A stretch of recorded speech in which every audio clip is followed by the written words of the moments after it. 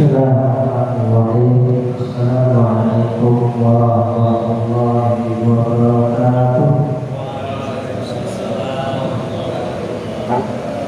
Alhamdulillahilladzi bi ni'matihi tatimmu shalihat. Asyhadu an la ilaha illallah wa asyhadu anna Muhammadar Rasulullah. Allahumma shalli ala sayyidina Muhammadin wa ala alihi wa ashabihi wa qarabatihi wa azwajihi wa dzurriyyatihi ajma'in.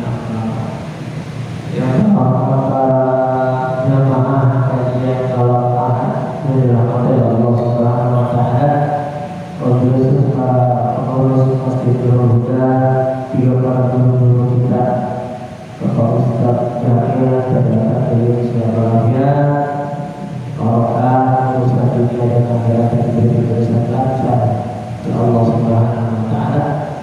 Juga guru kita Bapak Ustaz Roja dan Bapak Yusuf Yahya kepada Allah Subhanahu wa taala. Juga Bapak Hati dan juga khusus Ketua DPR Masjidul Huda Bapak Ustaz Mustafa Kamal dan kami biasa terakhir dan semua kita yang ada di sini tidak ada surah rahmat kepada Allah Subhanahu wa taala. Dan yang itu Allah Subhanahu yang Allah Mustafa sallallahu alaihi wasallam. Al-Fatihah. Bismillahirrahmanirrahim. Alhamdulillah rabbil alamin. Iyyaka na'budu wa iyyaka nasta'in. Ihdinas siratal mustaqim. Siratal ladzina an'amta 'alaihim ghairil maghdubi 'alaihim waladdallin. Para jemaah yang dirahmati Allah Subhanahu wa taala, ada beberapa bahasan pada malam hari ini, terutama tentang yang lagi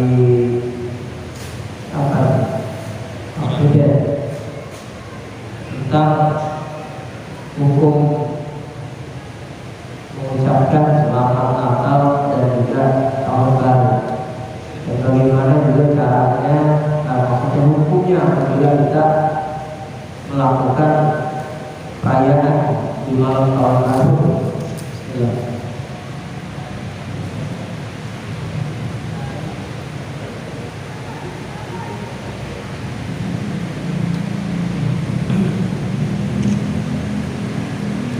Sebelum kita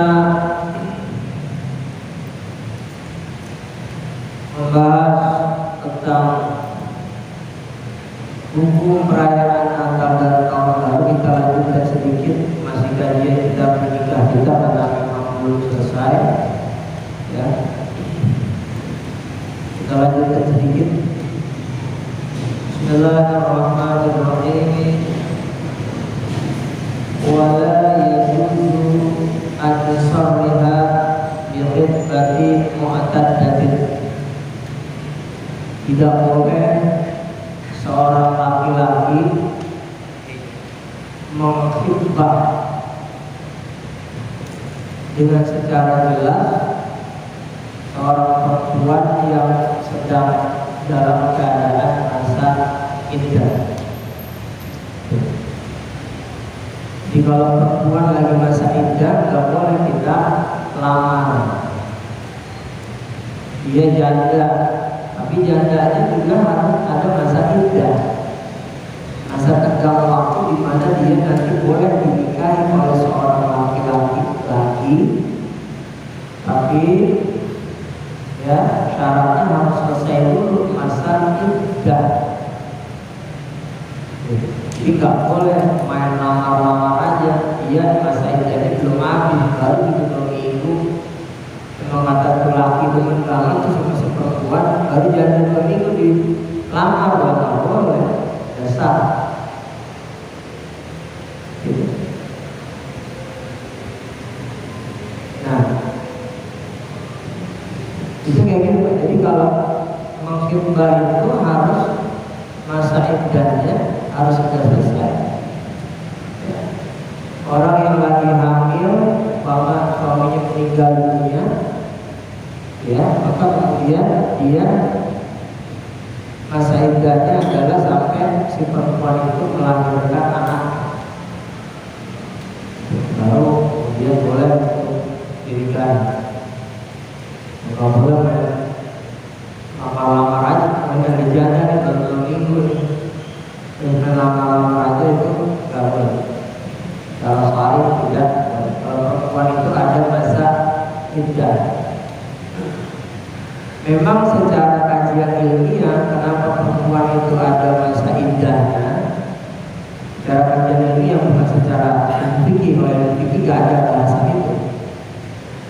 Secara kajian ilmiah kenapa perempuan itu ada masa iddahnya? Karena gitu, setelah diteliti ternyata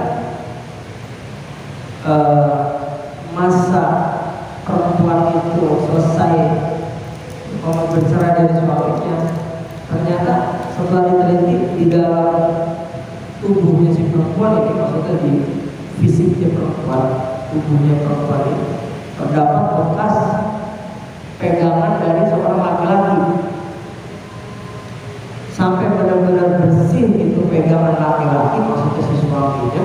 Kalau masa iddahnya itu sudah selesai sekitar 3 bulan lebih, jadi barulah secara ilmiahnya dia boleh bisa berlaku oleh laki-laki yang ingin menikahi si perempuan tersebut. Nah, itu makanya karena ada satu penelitian antara muslimah, seorang perempuan Afrika yang muslimah, yang Islam ya, dengan orang perempuan bule, diteliti tubuhnya mereka, ternyata perempuan muslimah itu ternyata tubuhnya hanya dipegang oleh satu orang laki-laki saja. Jadi ada bekas pegangan.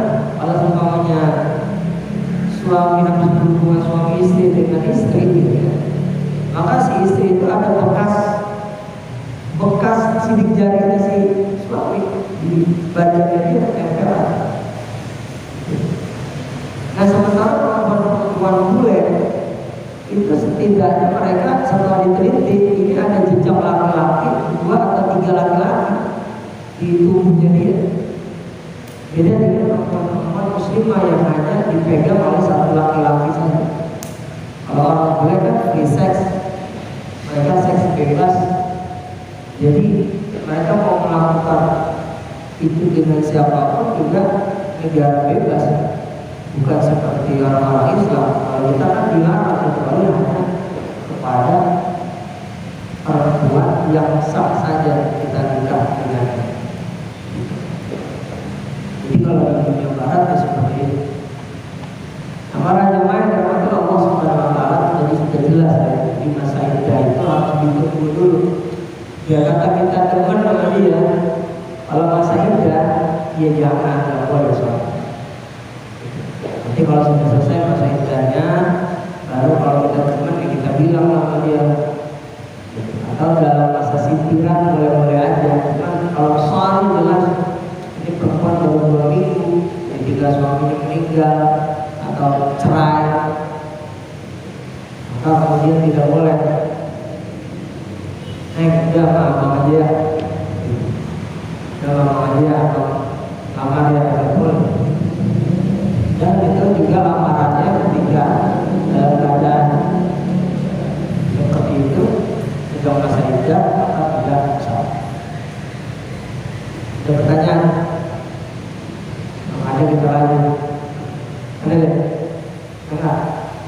Haji bagus, cuman adik-adik ini anak muda harus sayang kalau cuma mendengar saja. Jadi harus punya, saya ini harus bisa apa yang saya kaji ini harus bisa saya buat saya dari punya saya catat. Itu anak muda harus begitu, tapi luar biasa. Kalau minggu aja bukan pada jalan-jalan, malah di masjid remes, namanya remaja masjid. Itu bagus. Tinggal ditingkatkan lagi nanti. Artinya saya ini ngaji, ilmunya harus saya miliki dengan cara saya catat. Jadi jangan formalitas saja. Kalau kalian anak-anak muda cuma sekedar ngaji dulu tanpa kalian catat, enggak akan jadi ustaz ya, nggak akan, karena ilmunya lepas aja. Kalau orang-orang ngaji kuping nggak apa-apa, orang berdua, tapi mereka ada pahala, mau mati muda, terserah. Tapi kalau kalian aku berbeda, harusnya punya tujuan hidup. Kamu usia berapa sekarang? Usiamu berapa? 17, wah masih belia sekali. 17 ngaji rajin, saya 17 bukan kita loh. Ini udah rajin, 17 juga duduk di majelis taklim. Saya penting jangan terpengaruh pergaulan yang lain. Yang dimaksud hadis 7 golongan termasuk orang yang terpaut hatinya di masjid, itu maksudnya gimana? Anak muda yang lebih disukai sama Allah rajin ke masjid daripada orang tua. Ya, itu hadis riwayat Imam Bukhari dari gurunya namanya Muhammad bin Bashar. Sab'atun yuzilluhumullahu fi zillihi yawma la zilla illa zilluh. Ada 7 golongan orang yang dimana 7 golongan ini akan mendapatkan naungan Allah di hari kiamat, ketika tidak ada naungan lagi kecuali hanya naungan Allah saja yang di hari kiamat. Pertama, al-imamul alim wa syabun nasha'a fi ibadati rabbih. Yang kedua adalah anak muda yang tekun beribadah kepada Allah Subhanahu wa taala. Wa syabun nasha'a fi ibadati rabbih. Anak muda yang tekun beribadah kepada Allah, Nabi spesialkan. Makanya kayak gini-gini nih, anak muda yang spesial yang bersama bapak-bapak gak malu. Bab kajiannya aja pun mereka kan sebetulnya itu bukan kajian konsumsi mereka, tapi nikah. Ya, secara dunia remaja memang kalian belum konsumsi ini, tapi kalian sudah menerima itu suatu hal yang luar biasa.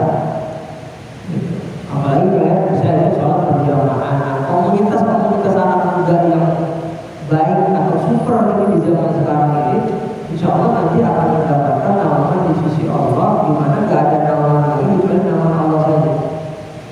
Masyaallah fi ibadati rabbih. Yang ketiga, warajulun qalbuhu 'allaqun fil masajid. Orang yang hatinya selalu terikat, terkait, terpaut dengan masjid. Jadi dia merindukan sholat berjamaah.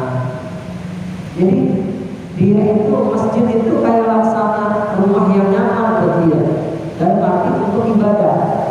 Bukan ke masjid cuma kopi doang, cuma kopi doang juga bisa. Datang ke masjid jangan cuma kopi aja, tapi ibadahnya senang di sini. Jadi kalau di sini ibadahnya senang, di sini senangnya nongkrong kopi boleh, yang penting senang ibadahnya nomor satu. Orang dulu kalau ala fil masajid, ini juga orang-orang yang punya spesial kata Allah nanti di hari kiamat. Pengen sholat isya, dia pengen sholat isya. Subuh dia merindukan subuh, zuhur merindukan zuhur. Selalu dia hatinya terikat, terkait pada masjid.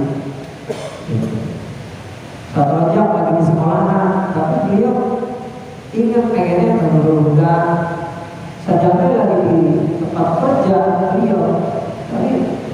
Tapi jangan mau siapa mau kerja, saya nggak ada. Nah, saya buru-buru Ini termasuk orang dulu kalau mengandalkan fil masjid. Artinya dia selalu mengikat kepada masjid.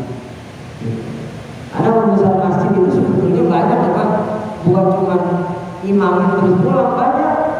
Ada jangan cuma duduk aja di sini, tapi bantu-bantu masjid apa ya? Kira-kira ini motor dikit sapu. Bukan hanya tugas markot, tapi tugas kita semua untuk masjid. Wah ini anak muda ini harusnya besok ustaz kita, siapapun ustaznya yang ngajar, kalian harus inisiatif. Ya, ini disiapkan aja. Jangan bisa jangan kok guru di sini, guru dari imam. Kalian siapkan ya, ya itu besarnya siap. Akhirnya ini disiapkan, mejanya kita langsung dan markot dalam di sini. Contoh, ini urusan kalian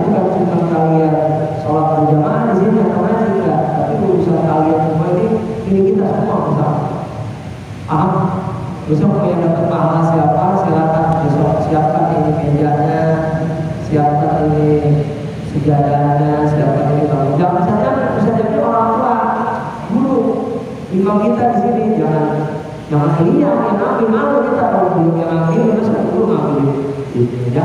Oke, nah, silakan. Biar kalian lagi ada taufik kepada guru taklim. Nanti ada barokahnya. Pasti itu masih ada barokah. Nah kemudian tadi berkaitan dengan apa hukum mengucapkan selamat Natal kepada orang Kristen. Ya. Hukumnya apa mengucapkan selamat Natal kepada orang Nasrani? Natal secara bahasa artinya apa? Kelahiran. Jadi kita secara bahasa punya Natal enggak? Oh punya. Bisa jadi Natalnya apa? Lahirnya apa beliau secara bahasa? Semua bapak-bapak punya. Saya Rojak punya Natal, saya punya Natal. Dalam arti bisa ujian punya Natal. Dalam arti Natal secara bahasa bahwa kita lahir tanggal berapa? Itu namanya Natal secara bahasa. Tapi Natal yang dimaksud di sini adalah Natal perayaan kelahiran Yesus menurut umat Nasrani. Dan bagaimana hukumnya orang Islam kita yang Islam beriman kepada Allah dan Nabi Muhammad mengucapkan selamat Natal? Ulama memang berbeda pendapat tentang hal ini. Ya, berbeda pendapat tentang hal ini. Tapi kalau saya ditanya, apa jawaban saya hukumnya? Apakah juga boleh ataukah haram mengucapkan Natal? Ya, jadi begini. Kalau bicara Natal, ada nggak Natal dalam Al-Quran? Ada. Surah Maryam ayat 33. Nabi Isa beliau berkata apa? Wassalamu alayya yawma wulidtu wa yawma amutu wa yawma ub'atsu hayya. Keselamatan atasku pada saat aku wulidtu dilahirkan. Kalimat wulidtu dalam Quran itu berarti adalah Nabi Isa bercerita tentang kelahirannya. Yawma wulidtu wa yawma amutu wa yawma ub'atsu hayya. Oh berarti kalau gitu mengucapkan Natal boleh dong, karena Nabi Isa di dalam Al-Quran ada kata-kata wulidtu, aku dilahirkan.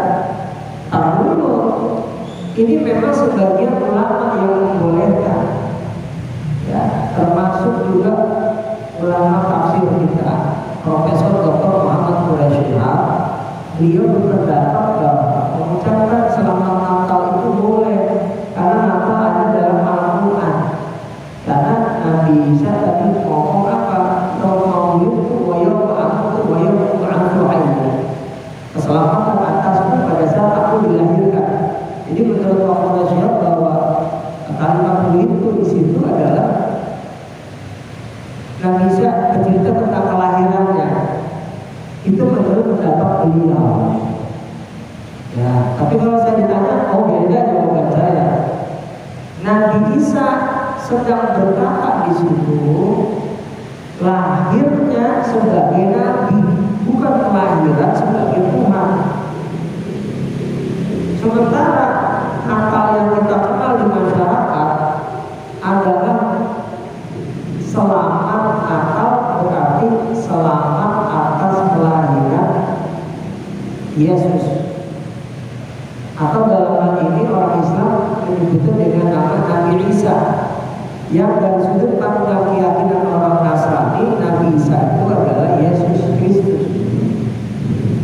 Sebetulnya hurufnya cuma satu, bukan maksudnya hurufnya ini juga cuma dibalik. Isa, Ain, Ya, Sin, Isa. Isa ibnu Maryam, Isa anaknya Maryam, karena Nabi Isa tak punya bapak. Kalau dalam bahasa Arab disebut Yesus, ternyata hurufnya gitu juga. Isa, Ain, Yasin. Disebut Yesus, ya-nya yang tadi huruf di tengah tuh Ain, Yasin, ya-nya jadi di depan. Sinnya yang tadi huruf di belakang jadi terletak di sebelah ya. Ya, sin, waw, ainnya jadi di belakang. Ain. Isa dibalik hurufnya jadi Yasuh. Yasuh. Yasuh itu apa? Orang boleh nyebutnya Yesus. Yesus. Isa atau Yasuh orang boleh nyebutnya dengan Yesus. Yesus Kristus. Yesus Kristus. Nah, berarti apa? Kalau yang maulid wa yang bahagia itu dalam Quran Nabi Isa mencerita tentang kelahirannya sebagai nabi, bukan sebagai Tuhan. Jadi kalau yang tanggal 25 Desember pun itu menjadi kajian yang sangat panjang. Kenapa? Karena menurut para ahli sejarawan bahwa Nabi Isa itu lahirnya bukan bulan Desember.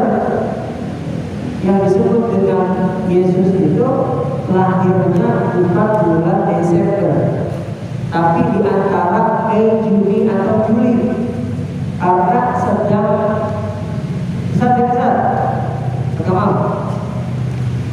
karena sedang ranum-ranumnya itu buah kurma. Kalau bulan Desember itu tertutup es. Kenapa? Ya musimnya musim dingin, bukan musim semi. Tidak ada nabi yang lahir di bulan Desember. Selalu nabi dan rasul itu dalam kajian para sejarawan lahirnya di bulan musim semi. Dan Muhammad bulan apa? Bulan Masehinya. Bulan apa? Juni. April atau Juni? April. Juni, coba kita cek lagi. Nah, artinya apa?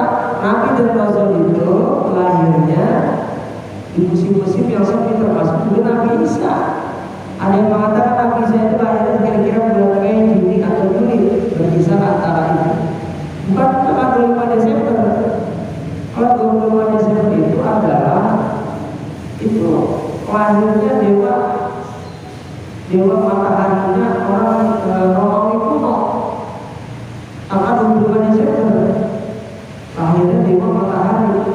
Karena itu kan bisa di Romawi di Italia gitu. Jadi sebetulnya di Kristen pun juga tidak sepakat kalau umpama tanggal 25 Desember itu sebagai kelahiran Yesus. Tidak sepakat. Sama. Kalau orang Islam juga ada yang berfirqah, mereka juga sama. Punya golongan-golongan ada Nasrani yang tidak mengakui bahwa tanggal 25 Desember itu bukan kelahiran Yesus atau kelahiran Isa. Jadi bagaimana besar kesimpulannya kalau saya mengucapkan Natal, kalau saya ditanya selamat Natal Pak atau selamat Natal Bu, maka berarti saya sama dengan selamat atas kelahiran Tuhan Yesus. Karena konsep agama mereka adalah Natal itu adalah kelahiran Tuhan, kan? Kalau kita kan beda. Kita itu kelahiran Nabi Isa, cuma kapan? Tepatnya juga kan nggak tahu Nabi Isa lahirnya kapan. Bukan bulan Desember. Nah, itulah yang kemudian ya berdasarkan mata-rantai sangat guru-guru saya dan juga saya berkesimpulan bahwa mengucapkan Natal kepada umat Nasrani itu hukumnya haram karena berkaitan dengan akidah. Lakum dinukum waliyadi. Untuk kamu agama kamu, untuk aku agama aku. Lempengan akidah tidak boleh kita main-main dengan akidah. Untuk akidah nggak bisa main-main. Kalau untuk berbaik kepada orang Muslim wajib, Nabi ngajarin Kita lebaran bikin ketupat, bikin sempur, bikin rendang. Tetangga kita ada orang Hindu, orang Buddha kasih, permisi Pak, kasih dulu ada ini kami bikin ketupat lebaran takbiran. Oh terima kasih banyak. Boleh itu kerukunan antar umat beragama. Ya, sebetulnya gini, jangan orang Islam nih di Indonesia coraknya budayanya, jangankan dengan umat yang beragama lain, malah lebih akrab umat agama lain orang Islam di Indonesia ketimbang sama kerukunan antar umat seagama. Lebih susah di Indonesia mengakurinnya. Kenapa? Ada namanya aliran NU, ada aliran Muhammadiyah, organisasi maksudnya itu ya, yang punya cara berpikir berbeda-beda. Ada lagi nanti yang menamakan diri Salafi, orang Aswaja menamakan diri mereka Wahabi. Ini yang seagama repot ini jatuhnya. Yang satu Aswaja gayanya Maulid, dan dia kan membid'ahkan Maulid, gimana mau atur? Yang satu melaksanakan peringatan Isra Mi'raj, mereka nggak mau melakukan Isra Mi'raj. Yang satu Aswaja doyan tahlilan, orang meninggal tahlilan, mereka membid'ahkan tahlilan. Seagama aja kerukunan umat seagama di Indonesia lebih susah ketimbang kerukunan umat beragama. Lebih rentan untuk ributnya satu agama ketimbang dengan agama lain. Kita punya teman orang Kristen awal-awal aja kita sama dia, orang Buddha, orang Hindu, tapi apa orang Islam sendiri bawaannya bisa beduk, bisa kesal, pengen berantem. Iya kan? Ini masjid biasanya zikir berjamaah, tapi dia sholatnya di belakang imam. Giliran bil astagfirullahaladzim alladzi la ilaha illa huwal hayyul qayyum wa atubu ilaih, dia berdiri pulang. Itu memicu konflik di tengah masyarakat. Kerukunan umat seagama di Indonesia lebih rentan terjadi gesekan ketimbang yang dengan agama lain. Orang Buddha sama kita menghormati, orang Hindu sama kita menghormati, karena mereka juga minoritas, nggak bisa berbuat banyak. Tapi kita ini yang mayoritas Islam, Muslim, gesekannya lebih kencang. Gesekannya lebih kencang, akhirnya apa? Terjadilah komunitas-komunitas tertentu yang Salafi, orang Aswaja menamakan Wahabi, bikin komunitas sendiri, masjidnya sendiri, ya, pakaiannya juga beda sendiri, yang ngatur jenggotan, kemudian juga bikin kajian ustadznya juga sendiri-sendiri juga.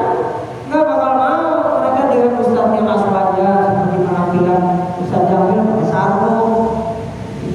Nggak mau. Oh, pokoknya ustadznya yang benar dengan menurut versi mereka. Apa? Harusnya celananya ngatur, harusnya juga hitam, harusnya berjenggot. Punya komunitasnya. Nah, sehingga gesekan ini di masyarakat lebih terjadi ketimbang kita dengan umat agama lain. Kita belum pernah ribut di Indonesia dengan agama Hindu, agama Buddha. Ada tapi kayaknya kecil sekali, hampir tidak pernah muncul gitu. Ya kan? Beda dengan di Rohingya. Kan umat muslim dibantai, injak-injak, pukulin. Beda kalau kita kan lebih kasih agama, ya kan? Ya, itu menjadi satu PR besar buat umat muslim Indonesia. Kenapa? Karena keberagaman di Indonesia berbeda dengan yang ada di Malaysia, di Brunei Darussalam. Nah, di Brunei Darussalam apa? Tidak boleh ada mazhab selain mazhab Syafi'i. Pemerintah mensortir semua kitab buku-buku di luar mazhab Syafi'i, tidak boleh. Ada buku, wah ini mah mazhabnya mazhab Malik ini, nggak boleh masuk, nggak boleh beredar di masyarakat. Semua Syafi'i, kalau Syafi'i diterima, kitab-kitab Syafi'i dipakai di masjid kita harus Syafi'i semua. Kalau ada imam tidak kunut subuh, umpama katakan ada tamu kunut subuh, ya biasanya di Brunei itu kunut subuh, tapi nggak kunut subuh, dideportasi langsung keluarin.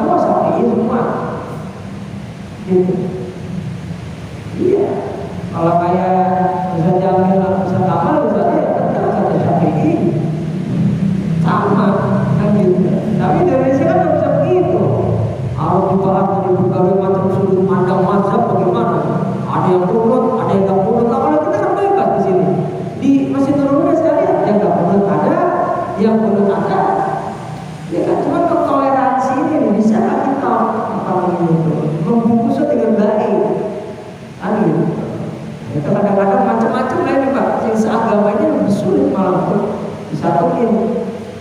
Gitu. Nah komunitas ini membentuk sendiri. Komunitas yang aswaja, ustadznya aswaja lagi. Karena apa? Terjadi gesekan. Andai kata dipanggil ustadz yang bukan dianggap aswaja. Ini jawabannya aswaja. Kemudian ustadznya bukan dari aswaja, katakan dari salafi, membahas tentang maulid. Maulid itu bid'ah, nggak ada contoh dari Nabi. Lah bisa berantem ini jemaah. Jemaahnya aswaja, gaya-gayanya bersama. Awalan kajian itu beda, nggak bisa disatuin itu kan, nggak ada kenyataannya begitu di Indonesia, nggak bisa. Atau kita nggak pernah lihat yang memang komunitasnya itu salafi atau orang itu wahabi, ustadznya ustadz aja, ustadznya sarungan kajian ngajinya Fathul Qorib, dia nggak akan ada, kagak ada begitu. Kita buka, kita musola orang musola rahimahullah ta'ala gaya apa aja. Nah, begini nggak ada. Kalau ada terjadi begitu, coba kasih tahu saya di mana adanya begitu. Saya selama sudah 15 tahun berdakwah, yang 2010 mulai ada wakil atau misi tahun itu, saya belum pernah nemuin itu. Biasanya suara aja. Komunitasnya masing-masing. Nah gini gitu. Syukur kalau udah bisa menyatukan itu semua. Cuma ikutlah yang mayoritas. Ketika di sini menurut itu minoritas, kita udah cerita kan. Mayoritas sih. Kalau Ustaz Jamil kata Awan Sapi banget beliau mah. Selesai sholat astagfirullahaladzim udah sapi di sapi.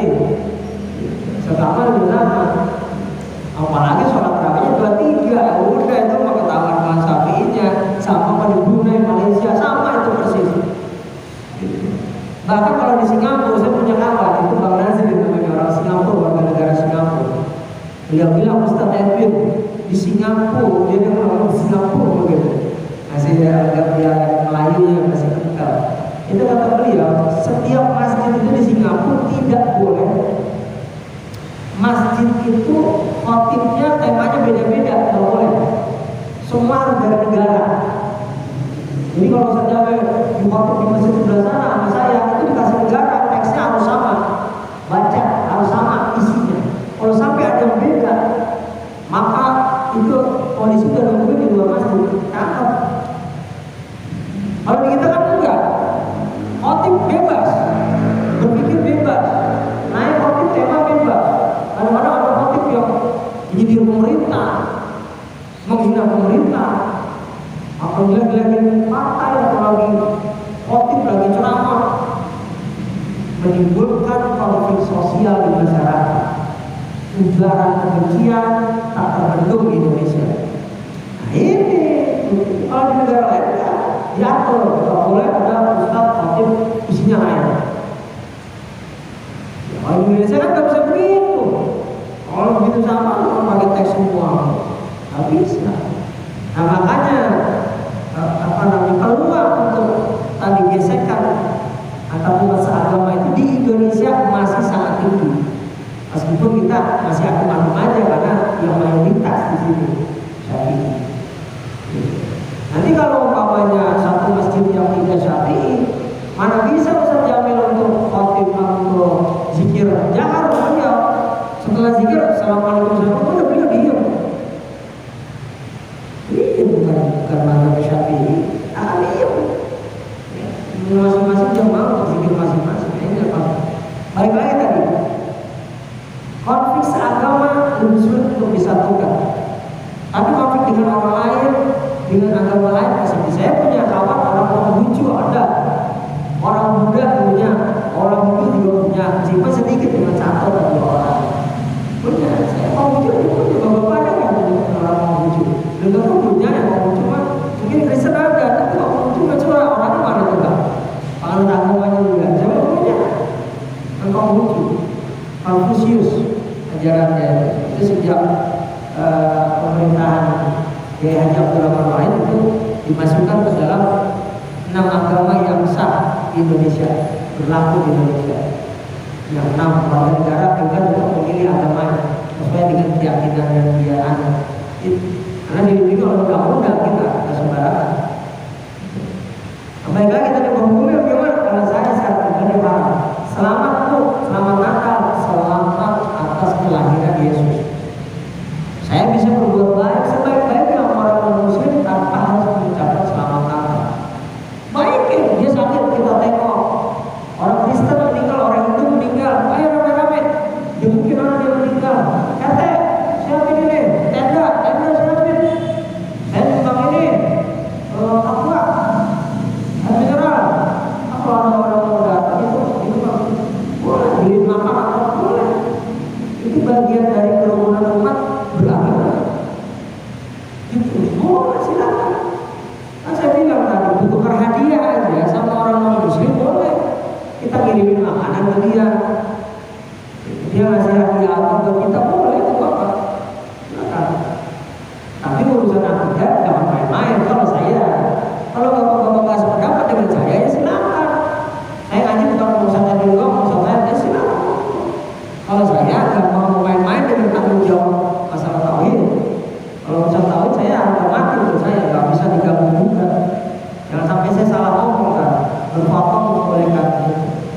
Kalau memang mau ada yang boleh selamat Natal, ambil dari ustaz lain yang benar-benar bapak-bapak berguru sama dia. Bukan dari YouTube, nggak boleh dari YouTube. Bapak, kalau ustaz ini dari YouTube boleh, karena diambil, nggak sah ilmunya itu.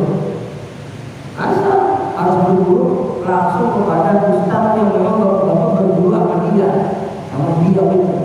Lalu punya mata rantai sanad namanya. Kita mengucap selamat Natal, bagaimana hukumnya? Sekarang mengucap selamat tahun baru Masehi. Kalau saya ditanya, ya, ini bukan perayaan ya, mengucap selamat dulu. Kalau saya ditanya mengucap selamat tahun baru Masehi, itu belum saya ditanya. Itu juga sama haramnya ke saya. Kalau saya, karena berkaitan dengan urusan akidah lagi. Jangan dikira mengucapkan selamat tahun baru Masehi itu tak ada urusan dengan akidah, ada urusan dengan akidah. Gitu.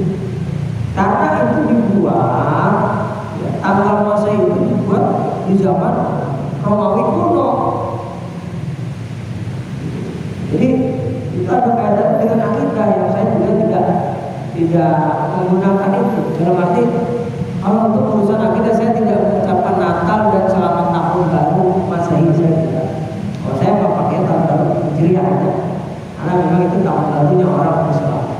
Meskipun pada kenyataannya kita menggunakan tahun baru Masehi, tahun Masehi karena kita terpaksa, karena itu dihitung sebagai tanggal atau tahun internasional. Mungkin kita juga nggak tahu kalau ada lahir tanggal berapa? Bulan apa? September. Tahun Hijriah kamu tahun berapa? Kan 26 September tahun 2000 berapa? 2007. Nah itu 26 September 2007 tahun Hijriahnya berapa? Nggak tahu kan? Coba bapak cek gitu ya. Kalau kita orang Islam, kita berusaha cari tahun Hijriah lahir kita. Kalau saya tahu, saya 20 bulan. Tahun 20 Maulid kalau saya. Caranya gimana Ustaz? Caranya di Google tuh. 26 September 2007 tanggal berapa Hijriah ada? Coba nanti cek. Kalau handphone enggak? Nanti cek. Nah, yang punya handphone saya mau kasih tahu atau kita cek sendiri. Itu. Ntar baru bapak catat tuh. Oh, saya lahir tanggal segini Muharram tahun 14 sekian. Gitu. Cek itu. Catat tuh bapak. Jadi kalau ditanya bapak lahir tanggal berapa? Saya 25 Zulhijjah. Orang bingung itu kalau tidak tahu gitu bingung. Silakan, karena kita umat muslim harus punya jati diri kita. Itu tadi ya, selamat Natal dan tahun baru itu berdasarkan saya tanggung jawab. Kalau bapak-bapak situ mas saya apa-apa, bapak mau ngaji sama guru lain apa-apa silakan. Kalau saya nggak bisa, untuk urusan akidah nggak bisa, tawar-tawar. Untuk urusan baik wajib, karena nanti berbuat baik kepada orang muslim. Wajib itu nggak boleh juga, nggak boleh orang kafir. Kafir itu terbagi dua, kafir dhimmi, kafir harbi. Kafir dhimmi itu yang tidak ngajak perang sama kita. Tetangga kita orang Hindu juga sayangin dia.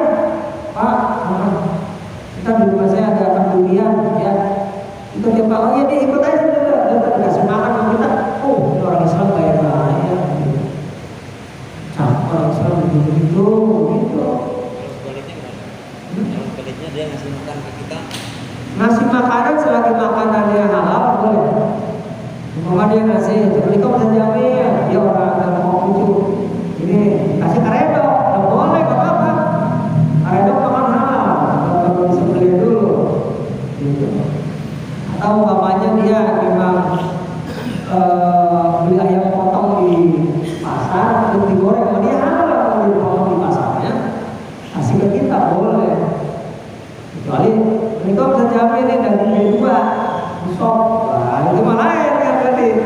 Bukan kalau itu kita wajib menolak urusan berkaitan dengan itu wajib menolak. Ada lagi berikutnya pertanyaan, Pak Ustadz bagaimana hukumnya mengucap bukan Natal tapi mengucap selamat hari raya Imlek atau gongsi pacai atau cap gome apalagi Waisak, kemudian raya Galungan, pokoknya gitulah yang di luar dari hari raya Islam. Hari raya Nyepi, selamat Nyepi apa? Nyepi diucapin. Gimana hukumnya itu? Saya berkaitan dengan akidah ini tetap haram buat saya. Karena Nyepi juga berkaitan dengan kepercayaan dengan banyak dewa. Kepercayaan dengan banyak dewa. Kongsi pacar gimana Ustaz? Sama. Kepercayaan dengan banyak dewa. Tapi kalau ada pawai Ustaz gimana? Pawai barongsai, kemudian lewat jalanan, kan juga tuh kabupaten kota juga ada itu suka rame tuh pacak bomenya. Ya, 2000 ya, begitu sudah. Imlek kan begitu ya. Nah itu gimana hukumnya? Ya kalau sekedar ngeliat boleh, gak apa-apa, kita foto-foto juga boleh. Itu bagian dari kearifan lokal. Yang tidak boleh adalah mengucapkan selamatnya. Tapi kalau kita ikutin di situ foto-foto doang, itu masih sekedar kearifan lokal, budaya. Sama-sama dengan begini. Ada ustadz yang ekstrim itu mengharamkan ke Candi Borobudur. Ini kan ngawur. Nggak boleh tuh katanya Candi Borobudur haram. Nanti ngapain ke tempatnya ibadah orang Buddha? Nah, emang kita niatnya buat sembahyang di situ. Kita niatnya buat jalan-jalan, lagi liburan. Bisa jamin ajak anak-anak keluarga ke Candi Borobudur, foto-foto di situ. Anak-anaknya pakai jilbab, sedangkan pakai peci, fotonya di Candi Borobudur, ada patung Siddhartha Gautama. Lah apa? Orang itu ingin menunjukkan bahwa kita itu juga ternyata punya budaya sebelum Islam masuk. Oleh itu nggak apa-apa, nggak boleh adalah nyembah Siddhartha Gautama, ada patung di situ, nggak boleh. Itu nggak apa-apa. Foto duduk di stupa atau di mana nggak apa-apa. Dari Prambanan boleh.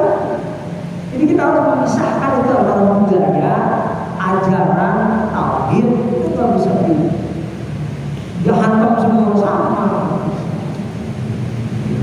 Mari sama-sama kita jaga tauhid kita. Semuanya sebetulnya sama, cuma masalahnya tadi saya bilang kerukunan antar umat seagama ini masih sulit di Indonesia, nggak bisa. Pasti komunitasnya masing-masing. Ya kan? Gitu. Itulah yang terjadi. Ada bertanya apa? Ada bertanya deh. Insya Allah aja. Ada yang menyatakan kalau Islam itu tidak halal karena dilakukan tidak larangnya. Itu gimana? Terlalu sempit memahami Quran. Ya tidak semua di Quran kan ada isyarat keharaman atau tidak keharaman. Ya bukan ada larangan dalam Quran, tapi memang ini kajiannya sekali lagi ke wilayah tafsir.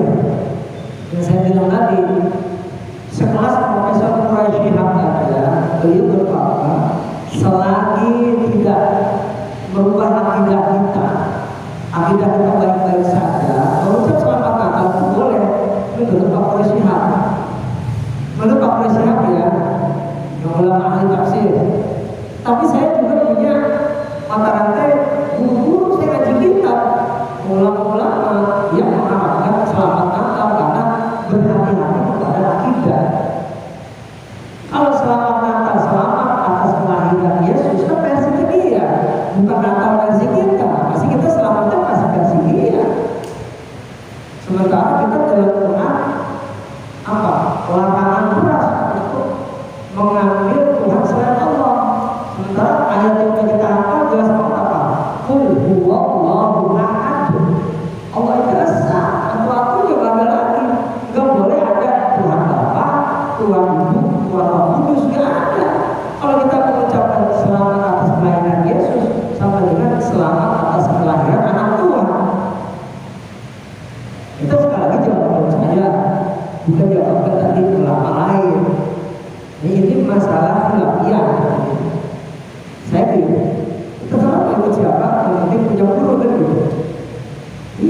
Kalau mau ikut saya ya silakan, saya tanggung jawab sampai akhirat kalau urusan ini. Karena tauhid saya aman. Kalau urusan tauhid saya aman, nggak ada. Kamu kenapa? Saya kan ngajarin apa-apa, saya ajarin tauhid. Saya bantu orang-orang muslim atau kalau saya baik, saya orang muslim. Gitu aja. Kalau bapak mau ikut yang patron boleh, asal tadi ngambilnya dari guru yang jelas, jangan dari YouTube, kalau dari YouTube nggak bisa. Tidak. Dari Santama, Santami, yang langsung kita berada. Saya kira begitu. Saya baca pada dikit, semuanya. Hukumnya masuk ke tempat ibadah namun tidak ke gereja, hanya lihat-lihat saja gitu. Oh, begini. Dulu Umar bin Khattab, beliau itu dipersilakan untuk sholat dalam kanisa. Kanisa itu gereja. Beliau secara fikih bukan nggak boleh masuk gereja untuk sholat di dalam gereja, bukan. Tapi beliau menganggap, andai kata saya masuk ke dalam gereja, nanti akan jadi fitnah. Akan jadi fitnah, saya menganggap, maksudnya saya ambil ilmu ini, masa saya masuk gereja untuk sholat di dalam gereja. Nah, gereja itu kan tempat bersihnya, tempat sucinya. Ada. Kan gitu kan? Jadi hukumnya masuk. Jangankan lihat-lihat, ada acara, katakan gitu. Forum Kesatuan Kerukunan Umat Beragama yang diundang Ustaz Jamil, Ustaz Kamal, Ustaz Roja. Ada undang-undang ini, Ustaz ini. Di mana adanya? Di gereja katedral. Ada itu kerukunan umat beragama, adanya di sana, adanya gitu. Gimana hukum kita masuk ke dalam gereja? Hukum masuk ke dalam gereja enggak boleh. Bukan masuk ke dalam gereja ada acara, karena kita ke dalam bukan untuk beribadah. Sama aja hukumnya bapak-bapak datang ke Candi Borobudur. Kan lihat orang, lihat-lihat atau foto-foto penggalan gitu.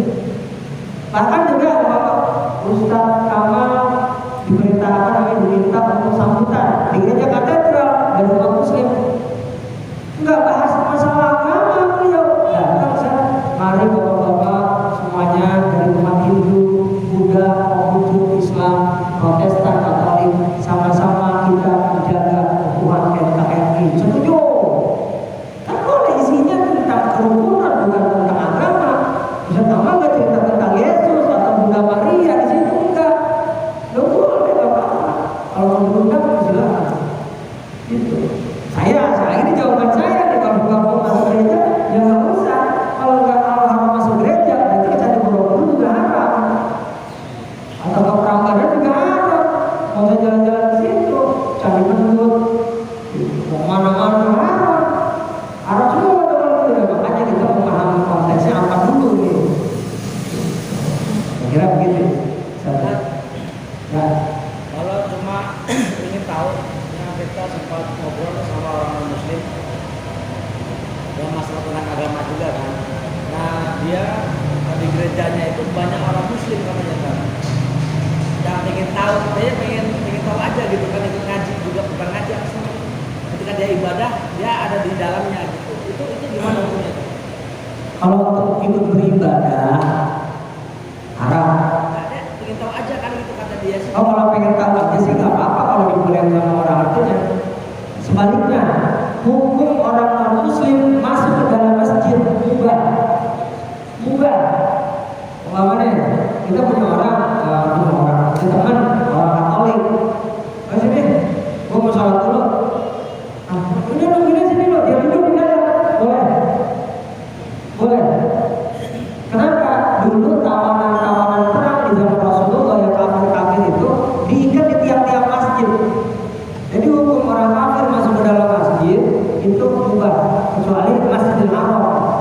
Beda kalau itu tanah suci. Jadi kalau masuk dulu udah boleh. Dulu pilih-pilih kan masuk mana juga? Masuk ke Istiqlal. Kemarin harus masuk lah ya, Fransiskus. Istiqlal masuk, ya emang nggak apa-apa. Nggak apa-apa. Jadi, yang pertanyaan tadi Ustaz Kamal kalau sekedar saya pengen tahu pendeta ngomong apa.